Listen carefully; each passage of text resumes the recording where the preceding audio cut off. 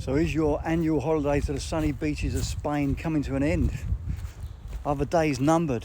Why do I say that? Well, because there's increasingly large numbers of protests going on in places like Mallorca and Ibiza and Marbella and Malaga against mass tourism, and particularly against mass British tourism. And if I'm honest, I have some sympathy, and I would be a complete hypocrite if I didn't sort of think they were partly right. And why do I say that? Well, because if you follow my videos, you will know that I'm very, very much against mass immigration into this country and the societal problems that it causes, the infrastructure problems that it causes, the integration problems that it causes. And in certain Spanish resorts, particularly in parts of Ibiza and Mallorca and Marbella and Malaga, they've got that on steroids, because not only do they have the illegal immigrants and the people that probably shouldn't be there, they're coming across from Morocco, but they've got millions and millions and millions of tourists every single year.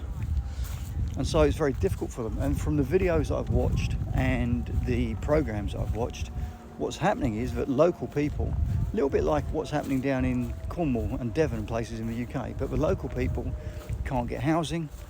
The only jobs they can get are seasonal jobs. The infrastructure is completely swamped. Young people particularly have to move away from their local area because they've got no chance of living anywhere in any of the resorts in Mallorca or in Ibiza or in Marbella or in Malaga. And so because of that, it's sort of killing their family society, which is what a lot of it is based on. The ironic thing is that they're coming down very heavily against the Brits. So why are they doing that? Well, two reasons, I think. Firstly, because the Brits probably make up a larger proportion of the tourists than everyone else, and so they're an easy target. And in certain resorts, not all, but in certain resorts, we don't have the best reputation in terms of how we behave. But the other big issue is, which they won't admit because they're part of it, and which no one will admit, is that they can't complain about anyone else because they're in the EU.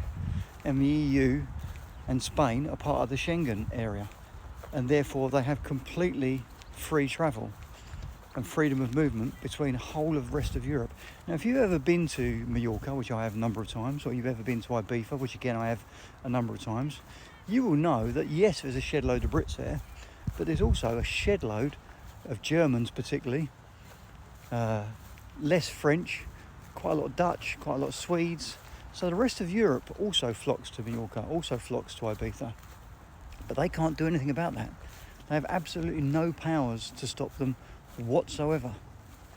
None. Millions can come and there's absolutely diddly squat they can do about it. And so that's a real issue for them. And so that's why they're campaigning against the Brits, because their only opportunity to try and reduce the numbers is to target us, because they can't target any of the others. So all you pro-EU fans, you don't live in the locations where it's causing you problems. You don't live in European tourist or destination resorts where you're getting swamped with incomers from all of those other EU countries. Venice is another one. Venice is going absolutely apeshit about tourism, the amount of large cruise ships that come in, but also from what I've read, they're having real issues with people that are just driving down from Europe, which is not that far away. I mean, you can drive to Venice from other parts of northern Italy, from Switzerland, from Austria, from southern Germany, from France, very easily. And millions of people a year do. And there's nothing they can do about it because of the Schengen area. So, as I say, I've got mixed feelings about this. I think it's going to be difficult to completely kill their tourist industry off, or to really drive it down. And I think they're going to struggle from a financial perspective if they do that. I think it's probably slightly unfair targeting us Brits, but at the same time I totally understand their reasons, 100% understand their reasons. And if I lived there, if I had a family there, if I was trying to raise young people there who needed housing and needed secure jobs and not just tourist season jobs, then I'd be massively pissed off, and I'd be massively anti-tourism as well. We can't be hypocrites. We can't be saying on the one hand we are against massive immigration into this country, whilst on the other hand be saying, oh yeah, just open your doors, Spaniards, or south of France or Italy or Greece or wherever, just let as many of us in as you want. It doesn't work that way.